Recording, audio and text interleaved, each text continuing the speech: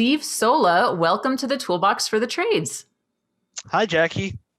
I am super excited for you to join me today. You are actually, believe it or not, I don't think you're the very first GM we've had on the podcast, but you are the second. I normally don't get to talk to GMs, so I'm really excited to talk to you. You are the GM at Zoom Drain and Sewer Service, the Philadelphia location, which is actually the hub location. You've been at Zoom for quite a while now, and I think you have a lot of knowledge that our audience is going to be interested in. So let's kick off this conversation the way I do every time, which is, why don't you tell me, how did you get into the trades? So, how I got into the trades, and I'm excited to be here, by the way. How I got into the trades was, I guess I was like 22, 23, and I was working I worked a lot of different jobs, regular jobs. I worked at Subway. I worked delivering pizzas for like Papa John's. I worked washing dishes, Ruby Tuesdays. I worked at a rug store, just a whole bunch of kind of odd jobs. And sometimes I'd work three jobs at a time. I'd, work during the day, and then sometimes at night I'd wash dishes. And then on the weekends I would, hang out at the rug store. But I'd put in a lot of hours. I wouldn't see any overtime or anything. I always worked a lot, and I always, I learned from school that, school wasn't really for me at the time. I get very motivated by work, and I like to be productive, and I didn't feel it at school right away. So I wanted to get into the trades. And once again, I had a tough time with schooling. So even, trade school, I wasn't sure about it. But I was lucky enough, Zoom Drain took a chance on me. I saw they had in-house training. I saw that I could ride with technicians. I could learn out in the field. So Zoom Drain took a chance on me, and within 6 months, I was running a truck. That's awesome. Yeah, and we'll get into Zoom's Apprentice program in a little bit. But what I really want to learn about their program, given that you just said, man, I wasn't that good at school, what was it about that program that kept you incentivized to finish? Well, so, I guess learning it and then applying it directly in the field. So we would do class 2 nights a week for 2 hours apiece. And then during the day, I would actively, get to do it. Unlike where school, I might learn or sit through a class, learn a lot, but it would be a while before I got to apply it. Whereas this was something I could learn in class, and I'd probably be doing the next day, or I had just seen it that day and I was learning the theory of it at night. So that really helped with me. Oh, interesting. So having that almost instant application of the skills that you learned really kept you motivated. Yeah, absolutely. And the teachers, the supervisors at the time that were doing it, wanting to be like them and wanting to be able to perform like them, really helped. Oh, nice. So they must have been pretty good role models then. Yeah, absolutely. Awesome. We have a lot of folks who come on this podcast who talk about how they're building their apprenticeship programs. So I always love to hear, as someone who's been through that program, like what even, made it worth doing. So after 6 months, you were in your own truck, and then you just kept hitting milestone after milestone after milestone. You went from a tech did you go right from tech to field supervisor, or did you have another role in between? So we have a ladder here. So we have kind of tech to senior tech to field supervisor. And then from field supervisor, I transitioned over into the office side of service manager and now general manager. Nice. What's the most surprising thing you found about the industry since doing this line of work, having not come from it at all? What I would say is what I learned was, I think the biggest thing is how customer facing it is. I guess when I got into the trades, I didn't think of how similar it could be to some of those jobs, like working at a Subway or working at a Papa John's, of dealing directly with the customer. I thought you would just kind of go in and do your thing, go home. And I didn't realize how much customer interaction there was and how much, sales and how it's important. So that's one thing that, that's the biggest thing that was different from what I kind of envisioned. Got it. Oh, that's so interesting. I love that you're kind of tying in the Subway And by the way, I just want to let you to know that I'm smelling a Subway as we say it. So that's great brand on them. But how you're tying in Subway, working at a rug store, working at a Papa John's, and how that customer facing role is really the same. A lot of people who come on this podcast say, always be recruiting. Like if you have great service, if you have a great waiter or waitress, give them a card, ask them if they're looking for a job. Do you subscribe to that same belief? Absolutely, absolutely. We have definitely handed out cards to bartenders when we go out to like company dinners and stuff like that. We absolutely do that. Did anyone actually take you up on it that you can remember? I not that I can remember, but we hire so many people that I can't imagine it hasn't happened. Got it. Very cool. Actually, no, I'm sorry. I can think of a case where it happened. Somebody was working with their dad doing like just like putting a deck in something for one of our technicians. And we hired that kid and he was really successful here. Oh, that's awesome. That's such a great story. All right. So Zoom Drain, I alluded to at the beginning of this conversation, has grown quite a bit since you first joined. So can you just tell me a little bit how the company's grown as you've hit your different milestones? Sure. So when I came in as an apprentice, there were 4 of us, and I think there were either 5 or 6 technicians at the time. As Zoom has grown, there's been more room at the top. So for example, when I became a field supervisor, it was because we had grown to enough techs that we needed field supervisors. And then when I became the service manager, it's because we had grown so big that we had enough field supervisors, but now we needed a service manager.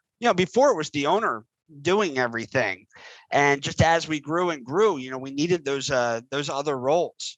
So that's been, I think, the biggest thing. Like I said, when I started, 5 to 6 techs. When I was a field supervisor, there was 8 to 10 techs. I have a service manager, there was about 15 techs. Now as the GM, there's over 20 techs, 4 dig crews, system engineers. Like we've really expanded. We've gotten a lot bigger. That's awesome. And when we're talking about it, we're talking about the Philly location, right? Not the other franchise locations. Right. We're talking strictly, the Philadelphia area. Got it. I love what you said. I wrote it down. The more we grew, the more room there was at the top. Can you elaborate on that and answer a little bit of why employees should also keep this in mind as they're trying to help their businesses grow? Sure. I mean, most of the jobs I had, if they weren't stagnant, if there was room for movement, it was because I was waiting for, the night manager to quit or to get fired. A lot of jobs I had, the only way up was for somebody to go out. And that's not been the case here. It's just the more people we have, the more opportunities there are. Just as long as we keep growing, there's really no end in sight. That's awesome. So talk to me about the tools and training that you have used personally to get better and better at your job. The biggest thing for me, I think, is our manuals and procedures. As an apprentice, as a tech, that's, what I would focus on. I'd read up on, I'd use that to guide myself. And then when you get to the other side of it, when I became a supervisor or, service manager, being able to edit those manuals and put things I wanted to instill in, our procedures and how we do things, and allowed it to make it a lot easier. So I think those are probably the biggest tools. And then of course I've had, a lot of, Jim as the Jim Crenity, the owner, and, Ellen Rohr and Al Levy, having those kind of people in my, I guess, stratosphere around me to be able to, ask them for help. That's also been huge as well. Yeah, Ellen and Al, who have also been on this podcast and who I consider friends. And you said manuals and procedures and the career ladder. And I'm like, oh, we're just dancing around the Al Levy question that's going to come up. Is there any, so you had the manuals and the internal resources at Zoom. It sounds like they really did everything they could to provide you with the tools that you needed to grow. And and this is a faux pas on me as an interviewer because I am familiar already with Zoom Drain, but for the folks who are not, can you just briefly describe the kind of service that your team provides and who you provide it to? Sure. So we're a full service drain cleaning company. And, a lot of our work is primarily either subcontracted or referred by plumbers.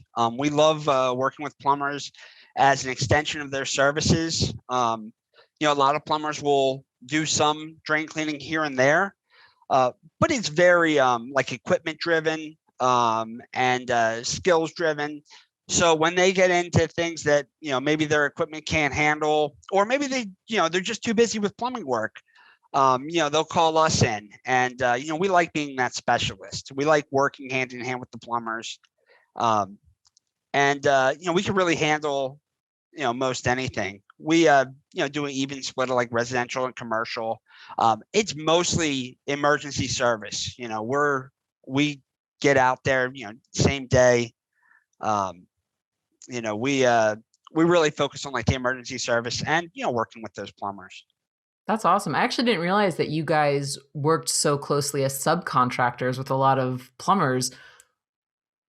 I'm curious. I know there's a stigma about working with subcontractors in the HVAC space. Have you heard the same in the plumbing space as well? No, I mean, I think, I don't think we really run into too much of that. We have great relationship with all our plumbers, and I think if we ever have any problems, we call the plumbers, or if they have any problems, they call us. The communication is just great, and no, I think it's a different situation. I think we're good.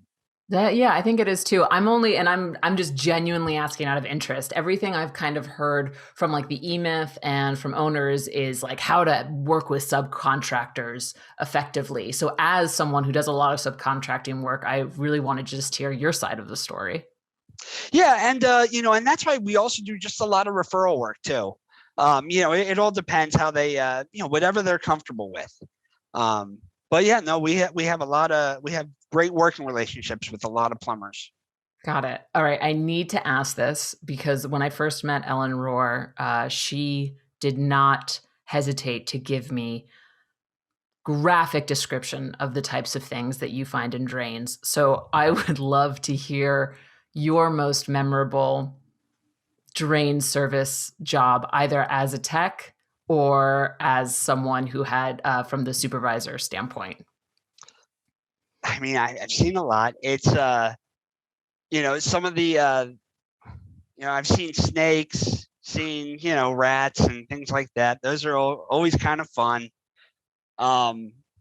Seeing just oh man, it's hard. Some of like the more industrial ones we see, like I don't even know how to describe it. Sometimes it looks like peanut butter coming out of drain lines, and it's just very weird. And to tell you the truth, I could watch videos of clogs opening all day long. I think that's some of the most satisfying things to watch. We do not have that in common, Steve, but I absolutely love that for you. All right. So pivoting from that, I want to know what it's been like working for Zoom Drain Philly, which then sprang up into this franchise. Like, what's it been like watching the franchise grow, being at the center of the hub location? Well, I think it's I've learned a lot about it's fun. We get a chance to meet a bunch of people from different areas. We get to compare stories of what's going on in different areas. Some things that I take for granted that other places don't have. In Philadelphia is a very old city, and we have curb traps. That's something that not everybody has, apparently. I thought everybody had them. We have these house traps that are 6, 7, 8 feet deep in the sidewalk, and I'm learning that's not a common thing. And other people, they're showing me fittings from where they are. So it's been very interesting, but it's also been interesting to see how similar people can be from all areas too. Just seeing prices in different areas. It's all it's very similar. And I would imagine a lot of learning opportunities for you as a GM to chat with other Zoom Drain GMs and be like, hey, I'm having this problem. Have you had this problem? What did you do? That kind of stuff. Oh yeah, yeah, absolutely. And with even coming up with different procedures and stuff like that. Sometimes just getting another set of eyes or a different perspective, can really show a different angle, or a different procedure that could be useful. You get to meet a lot of different business owners and managers. Yeah, that's interesting. And I'm just thinking about this now out loud, which it has to be a little bit different from a brand that just has multiple locations opposed to having different franchise locations, because I feel like a brand with multiple locations, they generally all share the same culture. So there could be some things that they all do really well, some things they all don't do very well, whereas a franchise, it's kind of like we're all aiming towards the same goal, but we all do things a little bit differently. So it's kind of almost like little hubs opposed to kind of one big umbrella. And that was my just. Do you agree with what I just said, what just came out of my mouth? Yeah, no, I would definitely say that they're all a little bit individual, and but we're all going towards kind of the same goals, and having those different perspectives and everything can it helps everybody. Yeah, that's really interesting. Just something for folks to think about if they're thinking about franchising or opening up or opening up additional locations, that kind of stuff. So from what I've heard about Ellen, obviously we're talking right now on the podcast, you're a very good Zoom Dream team member. So I really want to know, what is it about the company and the culture that keeps you engaged and motivated? And I know I'm kind of going back, but it was really that growth from just the growth presenting opportunities. I see it as a company that's going great places, and I've had a chance to shape some of the procedures, some of the things we've done, and being able to see my work and other people's work grow into something has been very exciting. And I'm excited for the future. I think we're going to keep growing, and I like being a part of it. Yeah. So what I just heard is you had buy-in in the growth. You were given a clear path to grow your career, which I assume had different milestones and different KPIs perhaps that you had to achieve or unlock in order to get to that next level. So buy-in and growth opportunities, just to kind of sum it up, right? Yeah, absolutely. Yeah, because I know that people in the trades are always talking about, like, I can't find good people, I can't find good people, I can't find good people. But it sounds like the Zoom Drains really kind of cracked the code in terms of creating great people within the organization. Yeah, and giving people, just giving people a chance to, show what they can do, and listening, I think is huge. Yeah, I agree. So we just talked about your personal career growth. Let's pivot now to managing people, because you're a GM, so you oversee frickin' everything and you manage a whole lot of people. We already talked about Al, who was a consultant for Zoom, helping put together those manuals and procedures and that career ladder. So we know that's a thing. Can you tell me a little bit more granularly how you communicate that to the technicians, and kind of how the techs can keep their scorecards and get an idea of where they're going? Like, how do you, one, communicate, hey, this is where you can go, and then also, two, this is how you can keep track of where you're going? Okay, so what we do is, when I interview people, even in the first interview, one of the first things I go over is the salary ladder. I have a little kind of 2-page sheet of each step of the ladder there. And I go through it with them line by line. Hey, you come in as an apprentice. This is your probationary period. At the completion of this probationary period, assuming you can, show up on time, clean, sober, dressed right, you go to this. You go to the apprentice class. You graduate the apprentice class. You go to this. Once you're on a truck and you have proven that you know how to do everything that you learned in class by filling out a checklist.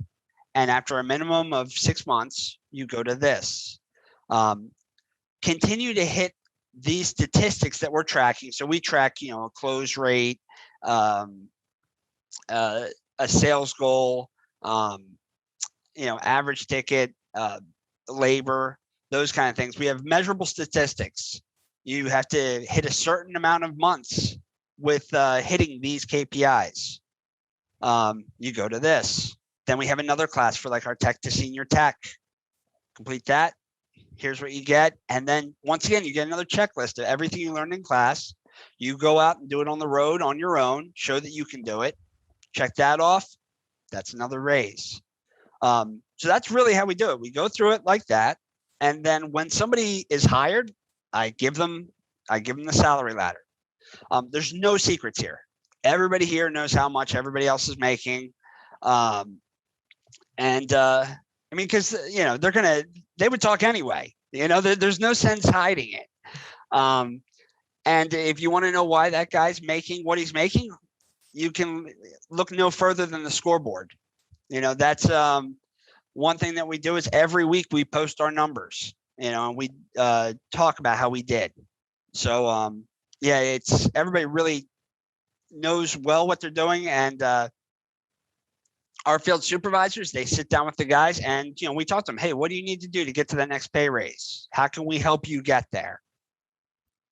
Got it. All right. So how often do you have those sit downs? How often do you have those reviews? Is that quarterly? Is that twice a year? What does that look like? So those reviews, we do those after the weekly meeting. Oh, we get together with the guys, just see how their week went, what they need to do. So we stay on top of that. Got it. I can't help but draw parallels to being in college and getting X amount of credits in order to get a degree or to qualify for a minor, or even just back as high school of you need to hit this test score on this test to qualify for a high school diploma.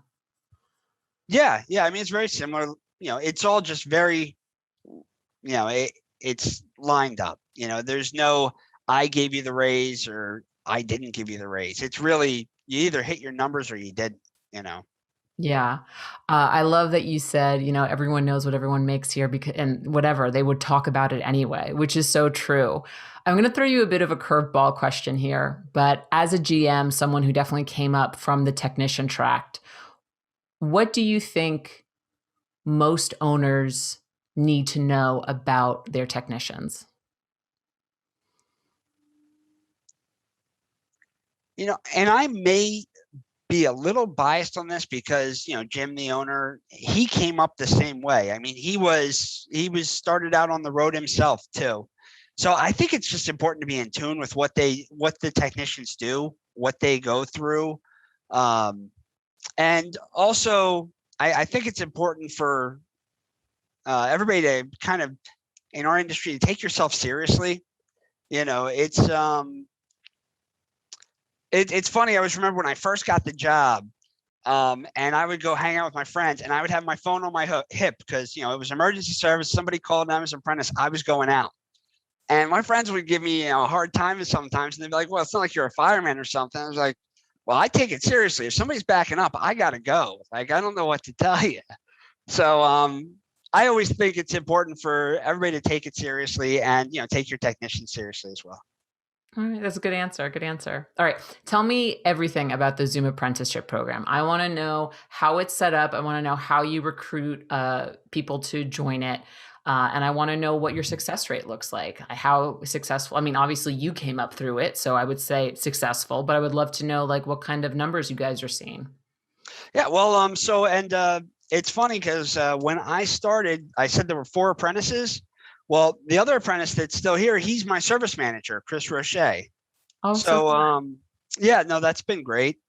So kind of a dive into the apprentice program. So we like to, we hire a lot of people, and we like to hire people from lots of different industries. We like, people from the restaurant industry. We like people from retail.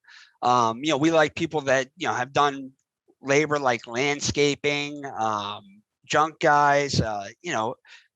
We like to, talk to a lot of people. And so I say we hire a lot of people, and we hire a lot of people that have really good attitudes. But there's more to it than that. You also have to be good operationally, and you have to be good technically.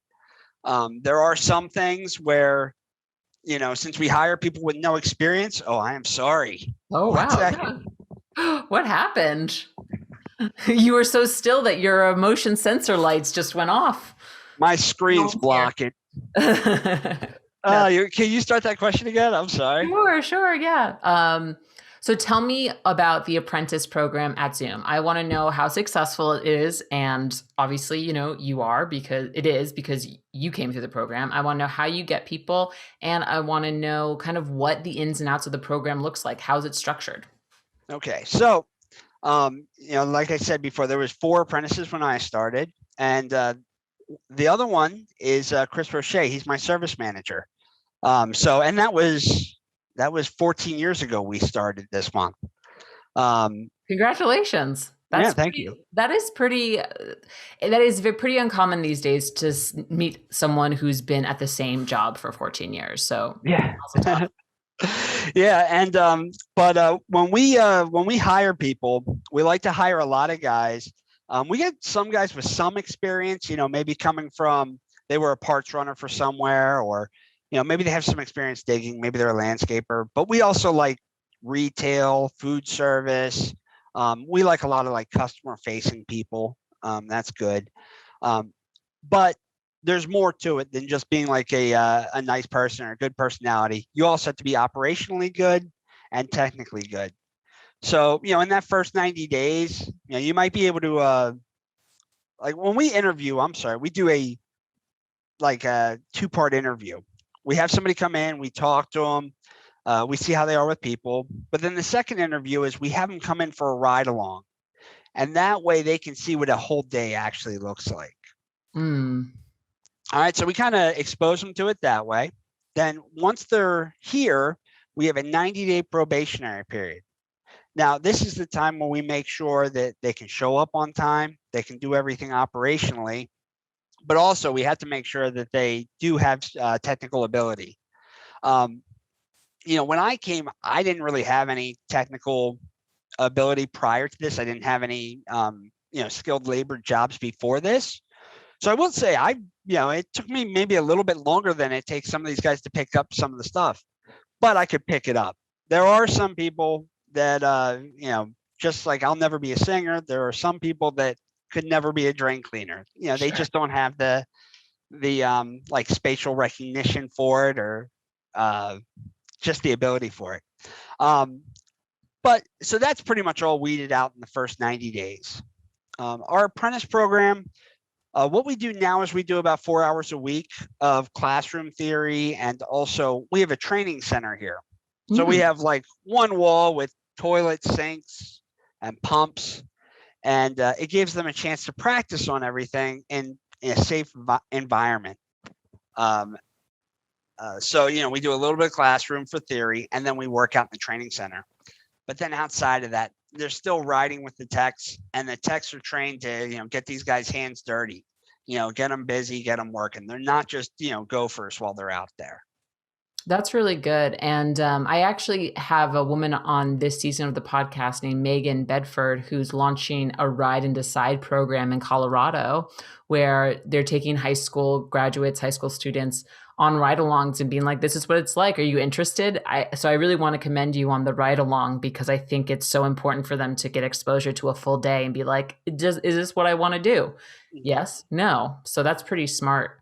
And then after that probationary period, after all of their classes are over, who created your curriculum, by the way, in terms of figuring out this is the kind of classroom theory we have to do? These are the type of training scenarios we need to build in our training center. So that actually came from our drain and sewer manual. Basically, it's a list of all the tasks we do. We have that in a checklist form. Now, each one of these topics, we call it a block. I literally have a closet that's full of banker's boxes, each one of a block. So I've got all my literature, all my pipe fittings, or whatever I need in each one of those blocks. So when we go in to do a class, I can pull out that block, go through everything, kind of like a kindergarten teacher or first grade teacher. Everything's all together. So, I believe that was Jim, I think, that really started that. Now, things change.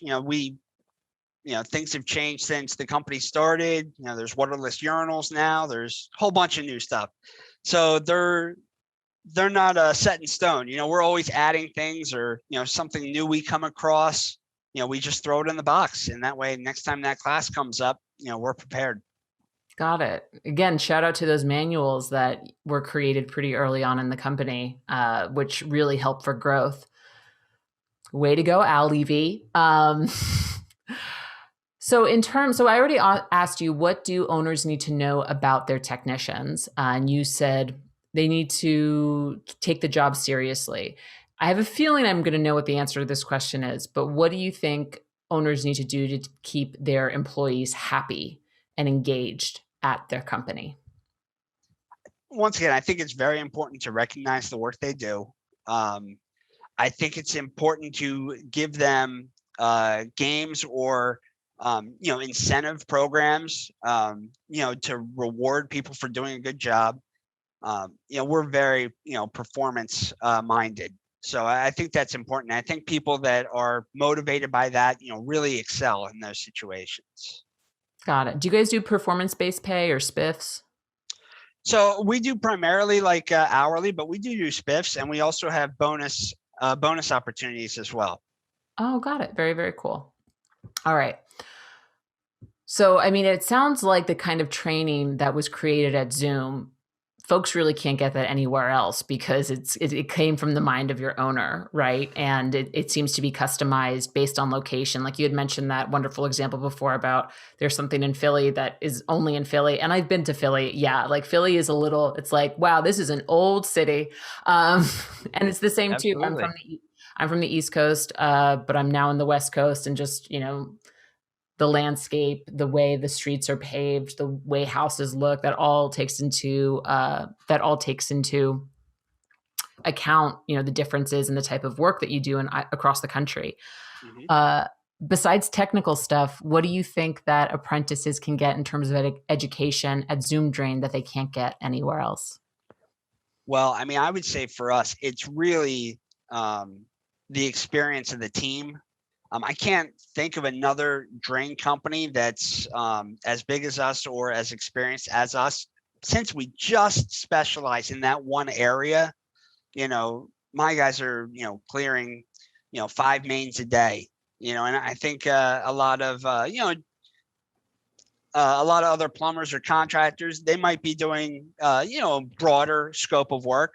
But since we just dive into that one thing, I don't think anybody has better support. When it comes into that one guy has a drain he's never seen before, one of us has seen it. One of us knows exactly what he's talking about. So I think that's since we're so specialized, that our experience, we offer the techs support they can't get anywhere else. That's actually a really, really good point. How do you, and this is just a curiosity question on my end, how do you guys communicate when techs are on the field? Do you text each other? Do you use Slack? Do you, what does that look like if someone's like, I've never seen this drain before, how do I even approach this? Like, what does that look like? So we text, we call, we use like Google Chats. Oh, sure. So we have little, groups set up for field supervisor, groups set up for the service side, groups set up for install. So if you need to shoot something out to a bunch of people at once, we can do that. We also like to shoot out little messages of fun things we see as well. So that's always fun. But yeah, I mean, we're heavy on the phones and everything. Got it. I had this question before, but you already answered it, which I think just goes to you being a fantastic interview subject. So in terms of keeping techs accountable, you mentioned that you track close rate, the sales goal, average ticket, labor rate, and that you go over, I just want to make sure we get this, you go over how they're tracking every week. Yeah, we post it every week. And, we highlight the top performers, ask them what worked for them that week. How did they achieve those numbers and everything? So I think that's very important. And even though we can do it digitally, we still like to write it up there. so that I don't know, there's just something about writing up a green number or a good week, by hand that means something. Got it. What does conversations look like when say you have a technician who hasn't been doing so well for a couple of weeks in a row? What does that look like? Really we try and dive down to what is it? Where are we running into issues? Is it a close rate issue? Is it an average ticket issue? Because if it's a close rate, we can dive into it a little bit more. What's the objection you've been getting lately? Or, we try and dig down into what is it that we could work on to get those couple, to get that up. Is it a script that we're saying wrong? Are we saying something to talk ourselves out of the job? Or are we just not kind of reading the situation properly? Or if it's an average, are we selling the right job? Are we doing the right fix the first time? That's a big one. Can you elaborate a little bit more on that? Sure. So there's always, I think sometimes, and especially in like new techs, people have this mindset that I'll fix it for as cheap as possible and I'm doing you a favor. And I always go back to, I don't know why, but I've always had terrible HVAC problems in my life. I should have gotten into HVAC because I just constantly have problems with it. But in my old house, I used to have this furnace and it wasn't that old, but I would get a no heat. I would have no heat. I'd call the guy out. He'd come out. He'd look at it and he'd be like, "Hey, I got it working." I'd be like, "What was it?" He's like, "Don't worry about it. It was only $150 or whatever." And I guess the first time I was like, "Oh, okay, cool." It seemed fine. But then it happened like 2 weeks later. They come back and they go, "Oh, it was nothing. I got it reset. You're all set to go." So, okay, well, it's not okay anymore because I don't want to keep running into this. Like, just tell me what I need to do. I mean, I'll figure it out. So it's those kind of situations where, find out what the customer really wants. I wanted to not lose heat. And, I was willing to do what it took so I don't lose heat.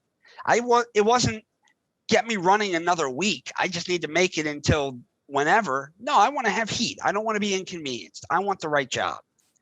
And so, yeah, when people deal with sewer backups, it's a serious thing. People don't necessarily want us to just plunge something. They want us to get to the bottom of it. They want us to snake it. They want us to camera it. They want us to jet it. They want to figure it out. They didn't, call us and take a day off of work so that we could Band-Aid it until it backed up again. So I think that's the biggest thing is when you sell the right job the first time, things like that is what makes fixes the average ticket. Got it. And I was going to ask you a question about like, how do you get technicians who want to do exactly what you just said, which is just put a Band-Aid on it opposed to fixing it? How do you get them to move past those assumptions? So is there any particular coaching? I mean, what you just said makes perfect sense. Your personal HVAC problem. Is that kind of how you communicate with your techs when they're like, "Oh, but I could fix it this way"? Yeah, I have no shortage of stories of when I wish I'd been sold a better service, or I wish I had been sold a better product. Because a lot of times when I go shopping for something, it's maybe the first time I went to go shop for it. I need somebody to tell me what I need. Sure. A lot of people with sewer issues, it could be their first or second time dealing with it. They may not know what they need in order to have a fully functional system. So, it's important to remember that. Got it. Very cool. You mentioned that listening was very important in terms of the owner keeping in mind with the technician. So I imagine that has a lot to do with you as well. You're a very good listener. Is there anything else that you think of when I ask you, what's your personal managing philosophy? I think the biggest thing is making sure you create a good team. And I feel like it's important to build on like your team's culture by making sure that you get good people in. And I think that's important. And when somebody is not a good fit or when something's not working out, that should be handled as well. I think it's important to keep good people here, people that want to be here and that are, looking to succeed. So I think that's the biggest thing, is keeping a good, fun place, but serious place too. Like I said, I take myself seriously, and I expect my techs to take themselves seriously too. Got it. So based on all the experience that you have now, what would you have done differently over the course of your personal trade career when it comes to managing people? And not just actually I'll even take off that second part. Based on the knowledge you have now, what would you have done differently in your personal trade career? Not to say I haven't made mistakes, because I certainly have. I don't think I could have done anything differently. Any of the mistakes I've made have been, a learning moment for me. And, I've really just been lucky to have good tutelage and, good support system here and good group of guys. I don't think I would have changed anything. Sometimes I think I wish I would have been here earlier. But I may not have been ready for it. So yeah. That's a pretty good outlook. That I actually share that outlook as well. It's like, I could have gone here earlier, but I probably wasn't ready for it. So it's fine. So kudos to you. We've hit a lot of stuff on the episode. Is there anything we should have talked about that we didn't? No, I mean, the one thing that I did want to I actually wanted to shout out ServiceTitan a little bit on the, on like, I'm not gonna bend your arm, by all means. I do want to say that the forms and, ServiceTitan has allowed us to actually put a lot of our manuals and a lot of our procedures into the job, meaning like we can have forms that you almost had to trip over. Like before, we used to have somebody, you'd have to get a form out to write it before this job to make sure you asked all the right questions and everything. Now we can have a form pop up. So I will say that has been just absolutely great. We do like how we can now use ServiceTitan to implement our procedures. And it's been great. And I love being able to upload the photos and videos and all that, especially us. We love uploading our drain videos on every job. It's the greatest thing. That's awesome. So happy to hear that, Steve. Thanks. I have a couple rapid fire questions for you that I did not give you in advance. Are you ready? Yeah, go for it. All right. How do you take your coffee? Black. If you could have dinner with one person, dead or alive, who would it be? Can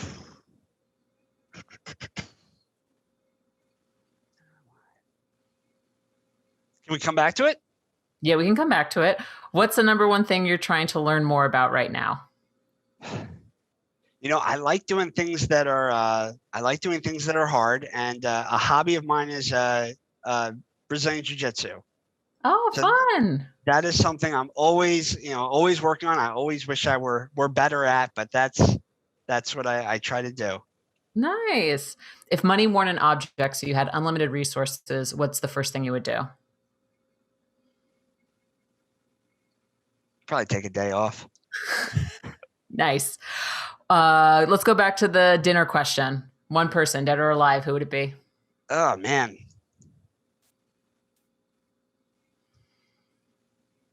It's no, it's definitely a tough one. I can't.